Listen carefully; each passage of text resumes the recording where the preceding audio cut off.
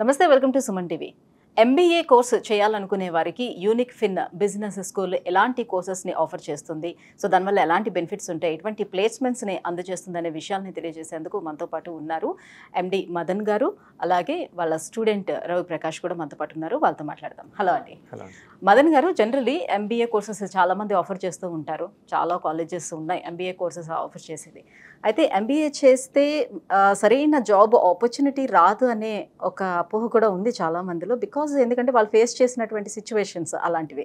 ఎందుకంటే వాళ్ళు స్పెషలైజేషన్ ఒకటి చేస్తారు, వాళ్ళకి వచ్చే జాబ్ ఒకటి వస్తూ ఉంటుంది, అక్కడ ఎలాంటి సాటిస్ఫాక్షన్ లేక వాళ్ళు మానేస్తూ ఉంటారు. సో దట్స్ వై ఒక ఎంబీఏ చేయాలి అని అంటే ఆలోచన చేస్తూ ఉంటారు. ఎందుకు అట్లా జరుగుతూ ఉంటుంది జనరల్లీ? ఎక్కడ అది ఫాల్ట్ ఉంటుంది? ఇక్కడ 2 పాయింట్లు అండి. ఒకటి ఏంటంటే స్టూడెంట్కి డెప్త్ నాలెడ్జ్ ఒక ఏరియాలో రాకపోవడం one of the main reason అండి. కొన్ని కాలేజెస్ ఇప్పుడు డ్యూయల్ స్పెషలైజేషన్ అంటారు, ఫైనాన్స్ ప్లస్ హెచ్ఆర్ అంటే ఫైనాన్స్ కొంచెం హెచ్ఆర్ కొంచెం నేర్చుకుంటారు. నేను యాజ్ అ ఫైనాన్స్ ఎక్స్పర్ట్ కింద నేను ఇంటర్వ్యూ తీసుకుంటున్నప్పుడు అకౌంట్స్ బేసిక్స్ అడిగినా చెప్పలేకపోవడము, ఈ ఫైనాన్స్ అంటే మార్కెట్ ఎట్లా వర్కౌట్ అవుతుంది, ఈ కాన్సెప్ట్ లైక్ డెరివేటివ్స్ ఎట్లా వర్కౌట్ అవుతుంది అంటే బాగా పార్షియల్ నాలెడ్జ్ ఉంటుంది. నాకేంటంటే మిగిలినవి నువ్వు ఏం నేర్చుకున్నావు అనేది సెకండరీ. ఈవెన్ సిఎస్ స్టూడెంట్స్ కూడా ఇదే ప్లేస్ చేస్తుంటారు. అంటే కష్టపడి మేము కోర్స్ చేసామంటారు, కానీ నువ్వు ఏదేదో నేర్చుకుంటే అది నాకు అనవసరం. యాజ్ ఎ కంపెనీ నాకు కావాల్సిన స్కిల్ డెప్త్ నాలెడ్జ్ మీ దగ్గర ఉందా లేదా అనేది మోస్ట్ ఇంపార్టెంట్ అవుతుంది, అది మిస్ అవుతుంటారు. రెండోది మెంటార్షిప్ కన్ఫ్యూజన్. అంటే ఇప్పుడు ప్రాక్టికల్గా ఆ వర్క్ చేసిన వాళ్ళు, ఆ ఇండస్ట్రీలో పని చేసిన వాళ్ళు ఇచ్చే గైడెన్స్ అనేది డిఫరెంట్గా ఉంటుంది. అకాడమిక్గా అంటే నేను ఒక 20 years నుంచి ఇండస్ట్రీ కాలేజెస్ రన్ చేస్తున్నామని అనుకుందాం, లేదు ఒక హెచ్ఓడి అంటే హెడ్ ఆఫ్ ది డిపార్ట్మెంట్ ఉన్నా, లేకపోతే ఒక ప్రొఫెసర్ కింద ఉన్నా, నాకు థియరటికల్గా నాకు సిలబస్లో నాకు యూనివర్సిటీ ఇచ్చిన సిలబస్ నేను ఎలా చెప్పాలో నాకు తెలుస్తుంది. కానీ ఈ కంపెనీలో రకరకాల అప్డేట్స్ వచ్చేస్తుంటాయండి డైలీ. ఇప్పుడు మనం లాస్ట్ 6 months చూసినా ఆర్టిఫిషియల్ ఇంటెలిజెన్స్ అని వచ్చినప్పుడు there are so many changes happening in the company. లేదు ముందు లెట్స్ ఒక 15-20 years బ్యాక్ తీసుకుంటే మాన్యువల్గా బుక్స్ ప్రిపేర్ చేస్తుంటే అకౌంట్స్, మైక్రోసాఫ్ట్ ఎక్సెల్ ఇవి వచ్చినప్పుడు there is a lot of changes. అలా ఎప్పటికప్పుడు ఇండస్ట్రీలో చేంజ్ అవుతుంటాయి. ఆ చేంజెస్ అన్నీ మనకు యూనివర్సిటీ వాళ్ళ సిలబస్లో చేంజెస్ చేసి అది చెప్పే ప్రొఫెసర్ దొరికి వాళ్ళు నీట్గా స్టూడెంట్కి ఎక్స్ప్లెయిన్ చేయడానికి ఒక 20-30 years గ్యాప్ వచ్చేస్తుందండి. మా దగ్గర అది ఉండదు. కంపెనీలో కొత్త ప్రాజెక్ట్ ఏదో స్టార్ట్ చేశారు, వాళ్ళు కొత్త సాఫ్ట్వేర్ ఏదో పట్టుకొచ్చారన్నా మేమే చెప్తాం, లేకపోతే ఆ ఇండస్ట్రీలో పనిచేసే వాళ్ళ దగ్గర చెప్పిస్తాం. అందువల్ల ఆ గ్యాప్ బాగా తగ్గినప్పుడు ప్లేస్మెంట్ మచ్ బెటర్ ఉంటుంది. Point number 1. పాయింట్ నెంబర్ 2, మేము ఈ ఎంబీఏలో చేస్తున్న స్పెషలైజేషన్స్ కూడా ఏంటంటే ఇంకో పాయింట్ ఎక్కడ వస్తుంది ప్రాబ్లం అంటే 2 years ఎంబీఏ చేసి మీకు ఒక September 2025లో ఎంబీఏ అయిపోయింది అనుకోండి, September to Octoberలో మిమ్మల్ని అందరినీ ప్లేస్ చేయడానికి ట్రై చేస్తుంది కాలేజ్. ఆ ఒక్క మంత్లోనే ఎన్ని కంపెనీస్లో ఓపెనింగ్స్ ఉన్నాయి, వాటిలో క్వాలిటీ ఓపెనింగ్స్ ఎన్ని ఉన్నాయనేది అది మ్యాప్ చేయలేము. అది వాళ్ళకి ఇప్పుడు మంచి ఓపెనింగ్స్ లేకపోతే మనం సరైన ప్లేస్మెంట్ అవ్వదు. లేక ఒక్కసారిగా 100 మందిని 200 మంది స్టూడెంట్స్ని ప్లేస్ చేయాలంటే సరైన రోల్స్ వెతికి వాళ్ళ స్కిల్స్ని బట్టి మ్యాప్ చేసి సరైన రోల్ కూడా ఇవ్వలేము. మేము దానికి ఏం చేస్తున్నామంటే 2 years ప్రోగ్రామ్ అయినా 1 yearలో మ్యాక్సిమం క్లాసెస్ అయిపోతాయి. నెక్స్ట్ 1 year అందరూ జాబ్ చేయాలి లేక ఇంటర్న్షిప్ చేయాలని చెప్తాం. అప్పుడు ఇక్కడ క్లాస్లో నేర్చుకున్నది నువ్వు ఇండస్ట్రీలో వెళ్ళి పని చేస్తున్నప్పుడు గ్యాప్ అది అర్థమవుతుంది, నేను ఎందుకు నేర్చుకున్నాను, ఏం చేస్తున్నాను అనేది. రెండోది వీకెండ్స్లో క్లాసెస్ ఉంటాయి సెకండ్ ఇయర్లో కూడా, అట్లీస్ట్ ఆ ప్రాజెక్ట్స్ లేకపోతే ప్రజెంటేషన్ స్కిల్స్ అవి మెయింటైన్ చేస్తూ ఉంటాం. అప్పుడు ఏంటంటే ఒకవైపు నేర్చుకుంటుంటాం, ఒకవైపు స్కిల్స్ని అప్గ్రేడ్ చేసుకుంటాం, అంటే ఆ రియల్ టైం లెర్నింగ్ అన్నట్టు. మూడోది కూడా ఖచ్చితంగా 1 year నేను పూర్తిగా క్లాసెస్ విని ఒక్కసారిగా వెళ్ళలేను అనుకున్నప్పుడు ఆ మధ్యలో కూడా ప్లేస్మెంట్స్ ఇస్తుంటాం. ఫర్ ఎగ్జాంపుల్ ఇప్పుడు లాస్ట్ ఇయర్ బ్యాచ్ ఒక అరౌండ్ 50 members ఉన్నారు ఎంబీఏలో, వాళ్ళలో ఆల్రెడీ అరౌండ్ 20 people ప్లేస్ అయిపోయారు. అంటే వాళ్ళు కొందరు ఇంటర్న్షిప్కి వెళ్ళారు, కొందరు ఫుల్ టైమ్ జాబ్స్కి వెళ్ళారు. వాళ్ళు జాబ్స్ చేస్తూ అటెండ్ అవ్వడానికి ఆన్లైన్ ప్లస్ రికార్డెడ్ మోడ్ కూడా ఇస్తున్నాం క్లాసెస్. అలా ఏంటంటే స్కిల్ అప్గ్రేడ్ చేసుకోవడానికి ఆ టైం అనేది మనం క్రియేట్ చేసుకోవాలి. జాబ్ వచ్చేసిందని ఇది ఆపేయకూడదు. అలా అని చెప్పి నాకు డిగ్రీ వచ్చేసింది కాబట్టి వెంటనే జాబ్ రావండి అంటే అది రాదు, సరైన జాబ్ రాదు, ఏదో ఒక జాబ్ అయితే వస్తుంది.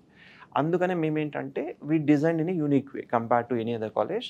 అది మిక్స్ అన్నట్టు, మీరు ఒకవైపు నుంచి సబ్జెక్ట్ నేర్చుకోండి, ఒకవైపు నుంచి స్కిల్స్ డెవలప్ చేసుకోండి, ఇంకోవైపు నుంచి ఎక్స్పీరియన్స్ లెర్న్ చేయండి, గెయిన్ చేసుకోండి. అలా కాంబినేషన్స్లో వెళ్ళడం వల్ల మాకు మచ్ బెటర్ రిజల్ట్ వస్తుంది. సో ఇప్పుడు కాలేజెస్ అంటే ఎన్నైనా చెప్తూ ఉంటాయి, సో వాళ్ళ పబ్లిసిటీ కోసం వాళ్ళు ఎన్నైనా చెప్తాయి. వెరాజ్ అక్కడ చదువుతున్నటువంటి స్టూడెంట్స్ని అడిగితేనే ఎగ్జాక్ట్గా రిజల్ట్ ఏంటనేది మనకు తెలుస్తుంది. కాబట్టి మీ స్టూడెంట్తో కూడా మాట్లాడదాం.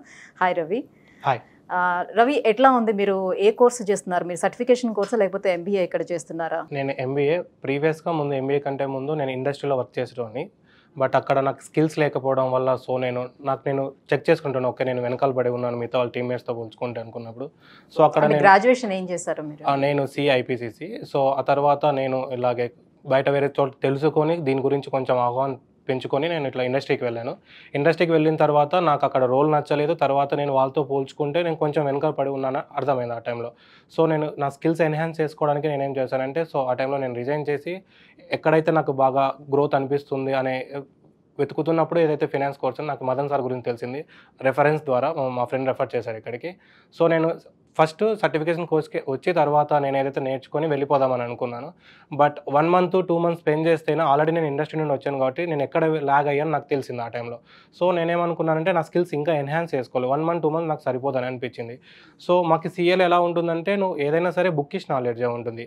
నీకు పర్టికులర్గా ఈ ప్రజెంటేషన్స్ లేకపోతే కమ్యూనికేషన్స్ ఇలావన్నీ ఎక్కడ ఫోకస్ చేయరు నీకు అక్కడ. సో నేను ఇంకా నా స్కిల్స్ ఎన్హాన్స్ చేసుకోవాలంటే నేను ఇంకా టైం స్పెండ్ చేయాలని అర్థమైంది. సో ఆ టైంలో నేను సార్ని అప్రోచ్ అయ్యి నేను ఇంకా టైం స్పెండ్ చేద్దాం అనుకుంటున్నాను, లేకపోతే వెళ్ళిపోదామన్నా ఇండస్ట్రీ కంటే. సో నీ స్కిల్స్ ఎన్హాన్స్ చేసుకోవాలనుకుంటే ఇంకా కొద్ది రోజులు మేబీ 2 months కదా, ఇంకొక 6 months 8 months స్పెండ్ చేస్తే కదా సో నీ స్కిల్స్ ఇంకా ఎన్హాన్స్ అయ్యే ఛాన్సెస్ ఉన్నాయి కాబట్టి సో నీ ఆలోచించుకొని ఇక్కడ జాయిన్ అవ్వని చెప్పారు ఎంబీఏకి. సో నేను జాయిన్ అయిన తర్వాత నేను చూసింది ఏంటంటే మాకు టోస్ట్ మాస్టర్ క్లబ్ అని ఉంటుంది. టోస్ట్ మాస్టర్ క్లబ్లో ఎట్లుంటుందంటే మాకు పర్టికులర్ ఇన్ కాలేజ్ లాగే ఉండదు. సో ఇప్పుడు మేము వేరే వాళ్ళతో కొలాబరేట్ అవుతాం. అంటే బయట వేరే వాళ్ళకి ఎంఎన్సీస్లో కూడా ఆల్రెడీ టోస్ట్ మాస్టర్ క్లబ్ ఉంటాయి. వాళ్ళు కూడా వాళ్ళ స్కిల్స్ ఎన్హాన్స్ చేసుకుంటారు. ఈవెన్ దో వాళ్ళు ఎంఎన్సీస్లో ఉన్నా కూడా సో వాళ్ళు కూడా ఎన్హాన్స్ చేసుకుంటారు వాళ్ళ స్కిల్స్. సో ఇప్పుడు బయట మేము కొలాబ్ అవుతాము. సో కొలాబ్ అయినప్పుడు అక్కడ మాకు గ్రామేరియన్ లాగా టైమర్ కొంచెం ఉంటారు. సో నువ్వు ఏదైనా ఒక టాపిక్ మాట్లాడాలంటే ఏదైనా ల్యాగ్ చేసి మాట్లాడడం కూడా కుదరదు. సో నువ్వు ఏదైనా పర్టికులర్ మినిట్స్లో మాట్లాడాలంటే సో నువ్వు ప్రాక్టీస్ చేసుకుని వెళ్ళి అక్కడ మాట్లాడాల్సి వస్తుంది. సో నువ్వు ఎక్కడైతే నీ స్కిల్స్ అంటే గ్రామేరియన్గా ఇప్పుడు వాళ్ళు చెక్ చేస్తారనమాట. సో నువ్వు ఇక్కడ ఇంకా డెవలప్ అవ్వాలి.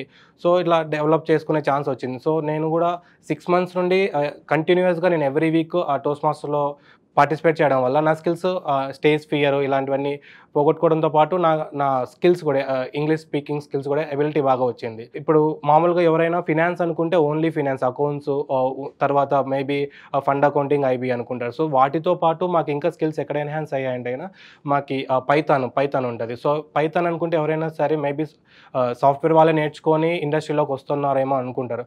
సో ఫినాన్స్ గైజ్ కూడా పైథాన్ నేర్చుకొని ఆ పైథాన్ని ఫినాన్స్తో ఎలాగా కొలాబరేట్ చేయాలనేది ఒక ఇంపార్టెంట్ ఉంటుంది. సో మాకు అవి వాళ్ళు కూడా ఎవరు మామూలుగా ఓన్లీ టీచర్స్ కాదు, వాళ్ళు ఆల్రెడీ ఇండస్ట్రీలో ఉన్నారు.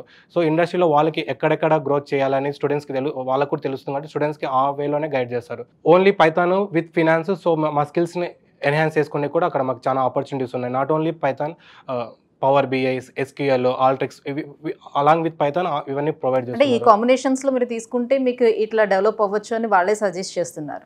మాకు మామూలుగా సార్ వాళ్ళే ఇలా సజెస్ట్ చేస్తున్నారు మాకు ఇలాగా. సార్ జనరల్లీ ఇప్పుడు గ్రాడ్యుయేషన్లో లైక్ ఇప్పుడు బీటెక్ ఉందనుకోండి, డిఫరెంట్ స్ట్రీమింగ్ నుంచి వచ్చే వాళ్ళు ఉంటారు. సో వాళ్ళు ఏం తీసుకుంటే బాగుంటుంది, సో నెక్స్ట్ ఫ్యూచర్ ఎలా ఉంటుంది అనేది మీరే గైడ్ చేస్తారా వాళ్ళ వచ్చిన? అవునండి, ఇక్కడ 2 పాయింట్లు అండి. ఒకటి ఏంటంటే మేము ఎంతసేపు కంపెనీ సైడ్ నుంచి చూస్తాం, వాళ్ళకి ఏం ట్రెండ్స్ చేంజ్ అవుతున్నాయి, వాళ్ళు ఏం ఎక్స్పెక్ట్ చేస్తున్నారు స్టూడెంట్ నుంచి. ఫర్ ఎగ్జాంపుల్ నేను 10 years ప్లస్ ఇండస్ట్రీలో ఉన్నాను. నా క్వాలిఫికేషన్ తీసుకున్నాక కంపెనీస్ లైక్ డాషా బ్యాంక్ అని, జేపీ మోర్గన్ అని, గోల్డ్మెన్ సాక్స్ అని అక్కడ చేసేటప్పుడు ఫైనాన్స్ సైడ్ నేను వర్క్ చేస్తున్నా. ఈ టెక్నాలజీ వాళ్ళ దగ్గర మనకు సరైన సాఫ్ట్వేర్స్ డెవలప్ చేయాలి అనుకుంటే ఫైనాన్స్ వాళ్ళకు కూడా కోడింగ్ నేర్చుకోమనేవాళ్ళు. ప్లస్ నా రిక్వైర్మెంట్, ఫర్ ఎగ్జాంపుల్ నేను అకౌంట్స్ ప్రిపేర్ చేస్తున్నాను, కొన్ని రిపోర్ట్స్ డెవలప్ చేస్తున్నానంటే ఈ రిపోర్ట్స్ అన్నింటినీ ఆటోమేట్ ఎట్లా చేయొచ్చు. నేను ఒక యాజ్ అ రిసోర్స్ నేను ఒక్కరిని పని చేస్తే ఒక 40 గంటలు అవుతుంది అనుకుంటే పర్ మంత్. ఇది ఒక సాఫ్ట్వేర్ డెవలప్ చేస్తే మేబీ 5 hours అయిపోవచ్చు.